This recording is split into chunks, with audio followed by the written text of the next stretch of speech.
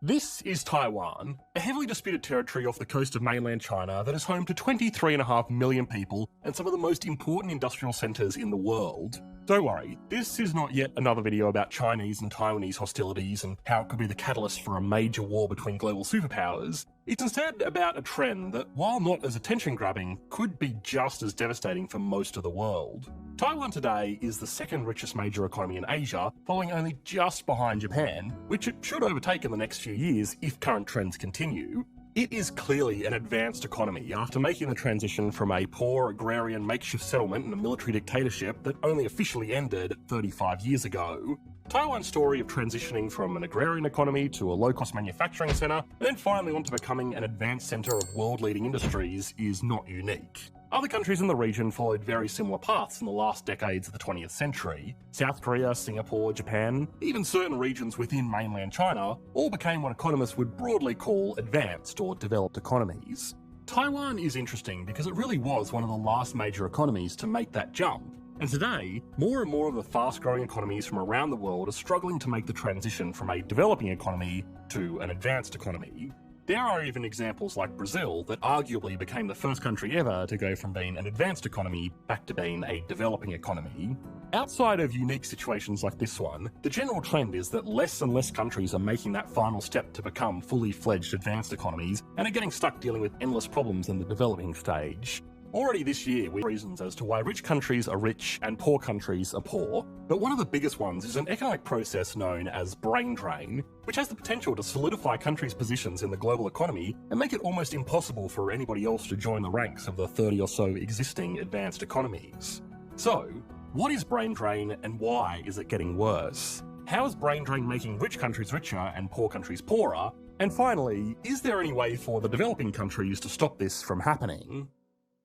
There is no specific definition of what an advanced economy is or is not. Economists roughly agree that it's a country with a GDP per capita at least above $20,000 per year at the absolute minimum, a country with advanced and highly technical industries, a well-functioning and fairly regulated market system, and a good score on the Human Development Index. A combination of all of these factors is kind of important, and that's why institutions like the IMF would classify Spain as an advanced economy, but not Brunei, even though Brunei has had a GDP per capita 50% higher than that of Spain's. In fact, the IMF is really the only agency that specifically defines individual countries by labelling them as advanced, emerging, or low income, and you really have to go digging to find those classifications. To most economists, an advanced economy is one of those things where you know it when you see it, and I think it's important to mention that as we try to make sense of what is stopping other countries from reaching this ill-defined status. Brain drain is the process of highly educated and productive participants in an economy leaving their home country to pursue better opportunities in another country. This move can be motivated by better paying opportunities, a better lifestyle, or be driven by people leaving their home countries to avoid violence, corruption, or persecution. Overwhelmingly, the most productive members of economies around the world are moving from developing economies and moving to advanced economies. I am massively generalising here, but advanced economies are normally nicer places to live, with lower rates of violence and higher paying jobs. An engineer in India earns an average salary of 800,000 rupees, which is about $10,000. In India, that's actually a decent salary, but if they can take those expertise and get qualified as an engineer in the United States, they would potentially be earning 10 times that amount or more. An advanced country like the USA, while it has its problems, is also far less crowded and polluted than most areas of India. So, if it is an opportunity that is presented to them, a lot of people from India and a lot of other countries will take it. This hurts the countries they're coming from because they lose their most productive workers, the workers that will pay the most tax, produce the most value, and have the highest chances of driving innovation to make the country wealthier. They also lose these workers right as they stop being an economic burden, which I know is a very mean thing to say about children and students, but that's what they are. They take more money from the economy than they contribute until they go on to be workers. After their working careers, they once again become an economic burden in their old age. This is normally an investment worth making, either for the government or the children's families, because in undeveloped economies, children will go on to look after their parents while they can no longer work, and in developing and advanced economies, the children will go on to produce way more value in their working lives than the government lost to educating them and potentially losing out on their parents' taxable incomes while they looked after them. But the distinction of who pays and who benefits from children is different in these different economies. For undeveloped countries with little to no government welfare or support systems, individuals bearing the cost of having children is worth it because the children often directly work alongside their parents on farms or in businesses. Having children in these countries is also very cheap, so they are effectively making a low-cost workforce and a retirement plan all in one. Alongside other cultural factors, this is why most low-income economies have such young populations with so many children. For high-income countries, the cost-benefit of having children is reversed. Raising children is very expensive and often requires parents to leave the workforce for an extended period of time. There are also laws in most of these countries against using children for labour, even in family businesses, and there is no expectation that the children will financially support their parents in their old age because there are already alternative systems in place to do that. Because of this, almost every major and developing economy around the world today is dealing with some kind of demographic issue where their people are simply not having enough children to continue this cycle of young generations looking out for the elderly.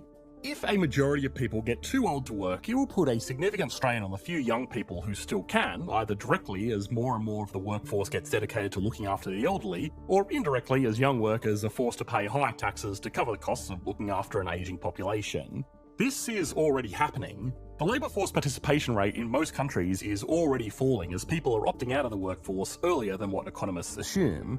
These figures also don't count for the growing population of people over the assumed working age that will require even more care. Low-income and developing countries are going to feel this effect the most because a higher portion of their jobs involve physical labour that, unlike service-based jobs in offices, just can't be done by people that are too old or frail. High-income, advanced economies also have another advantage, which is why they stay rich. While low-income and developing economies only get the drawbacks of brain drain, which accelerates the problems they have with ageing populations, rich countries benefit from it by being the sink that those brains drain into, which is just terrible imagery, but you get what I'm saying here. Rich countries that are desirable destinations to live and work will get their pick of skilled young workers who want to move there to start a better life. Most advanced countries can pick how many skilled workers they want to enter their economy simply by increasing or decreasing the amount of skilled worker visas they give out. After the global pandemic and record unemployment rates combined with low labour force participation, a lot of governments are opening up to record numbers of skilled migrants. Not only will these workers help to fix all of the problems of an ageing population, they can also act as a form of economic stimulus. People moving to a new country will need to buy a lot of new stuff to get themselves established.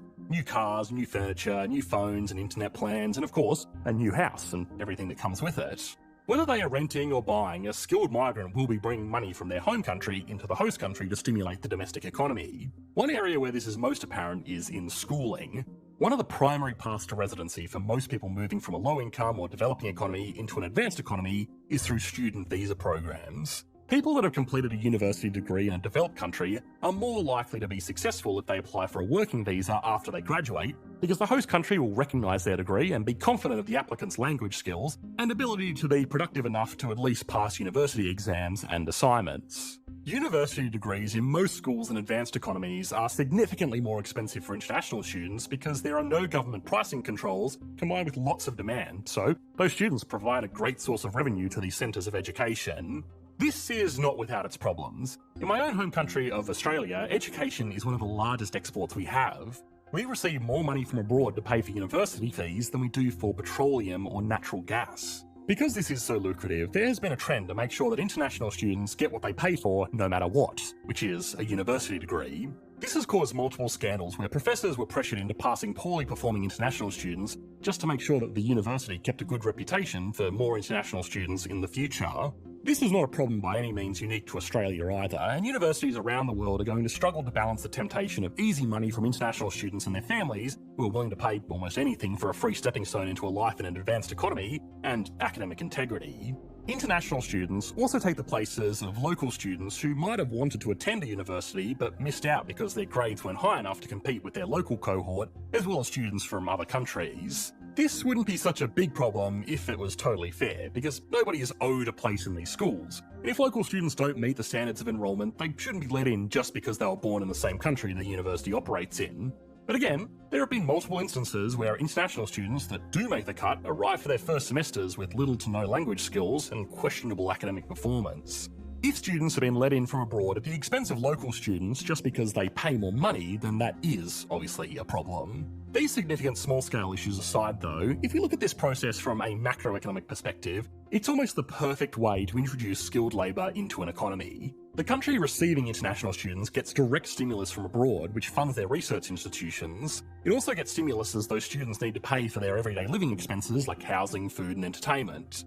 A lot of countries' student visa programs will allow students to work part-time jobs while they're studying, but even still, most of the money to cover these expenses will be coming from their family or personal savings back at home. Even if they do take a part-time job, that can often help the host country because they will normally be working the unskilled and not particularly well-paid jobs that people don't care about missing out on.